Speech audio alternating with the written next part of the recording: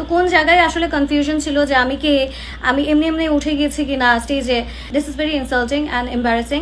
একদিকে অনন্ত জলিলকে কেক খাওয়ানোর ঘটনায় বর্ষার স্ট্যাটাস নিয়ে হলো আলোচনা সমালোচনা, এবং যার পরিচয় বর্ষা জানেন না সেও দিল একদম কড়া জবাব ভিডিও বার্তায়। অপরদিকে ইনসাফের আইটেম সং আকাশেতে লক্ষ্য তারা 2.0 আসলে কেমন ছিল? লিচু বাগানকে টক্কর দিতে পারলো কি? প্রথমেই আসি অনন্ত জলিলের কাছে। হ্যাঁ, অনন্ত জলিলের ওই কেক খাওয়ানোর ভিডিওটা তো বেশ ভাইরাল এবং সবাই জানে, দেখেই বোঝা যায় এটা সেলফ এডিটিং করে করা ফান পারপাসে। এবং হ্যাঁ, বর্ষাও নিজেও এটা নিয়ে রিয়াক্ট মারে এবং গতকালই সোশ্যাল মিডিয়াতে পোস্ট করে জানায় সেও এটাকে ফান হিসেবে নিচ্ছে। বাট বিপত্তি বাধে অনেকের তার স্ট্যাটাসের আরেকটা প্রশ্নে। যিনি অ্যাকচুয়ালি অনন্ত জলিলকে কেক খাইয়ে দিয়েছিল, বর্ষা তাকে নিয়ে কথা লিখেন এবং সেখানে তিনি জানান, আমিও খুব হেসেছি, সাথে আপনাদের ভাইও। মজার ব্যাপার হলো মেয়েটা কে ছিল আমরা দুইজন কেউ চিনি না, আর উনি নিচ থেকে এসে কেক খাওয়ালো অনন্ত জলিল ভাইকে। আরেকটা কথা, উনি ফুলও দিয়েছেন আমাদের দুইজনকে। ওনাকে কেউই বলেনি যে আপনি এগুলো করেন, নিজেই করেছে। না জেনে কাউকে নিয়ে কিছু বলা বড় ভুল এবং অপরাধ, মনে রাখবেন।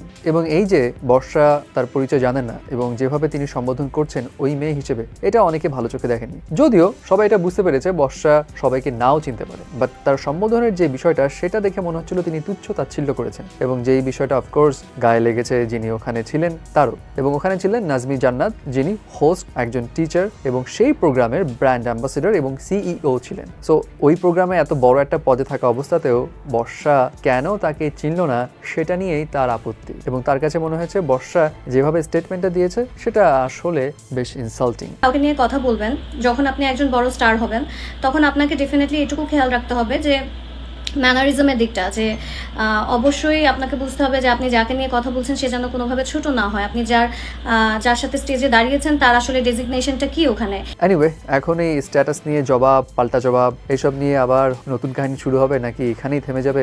Let's see. বাট ইনসাফ মুভির আইটেম সং আকাশেতে লক্ষ্য তারা 2.0 আসলেই কেমন ছিল?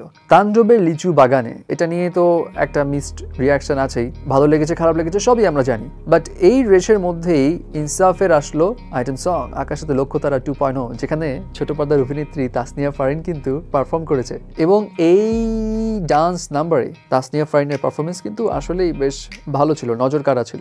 সেট অ্যারেঞ্জমেন্টও মোটামুটি ভালো করা হয়েছে। বাট প্রবলেমটা কোথায় জানেন? এইটাও আসলে আইটেম সং মনে হয়নি, সত্যি কথা। মানে এখানে গানটা খুব বেশি আহামরি ভালো লাগেনি, যেরকম হওয়া উচিত ছিল। মিলার যেভাবে কামব্যাক করার এক্সপেকটেশন সবাই রেখেছিল সেই রকম হয়নি। অ্যান্ড ওই গানের সঙ্গে কোরিওগ্রাফিও ম্যাচ খাচ্ছিল না এবং ওখানে কোনো মেমোরেবল বা সিগনেচার ডান্স স্টেপসও ছিল না। সো লিচু বাগানকে টক্কর দিতে পারলো কি পারলো না সেই কম্পারিজন বাদ, বাট দুই নায়িকা সাবিলা নূর এবং তাসনিয়া ফারিন, এই দুজনকে নিয়ে এখন একটু কম্পারিজন হচ্ছে। দুজনকেই সেরা লেগেছে আইটেম সঙ্গে। বাট অনেকের একটা জায়গাতেই আফসোস যে ভাই দুইজন নিজ নিজ জায়গা থেকে সেরা পারফরমেন্স দিলেও দুই গানই ওরকম আইটেম সং তো ছিল না।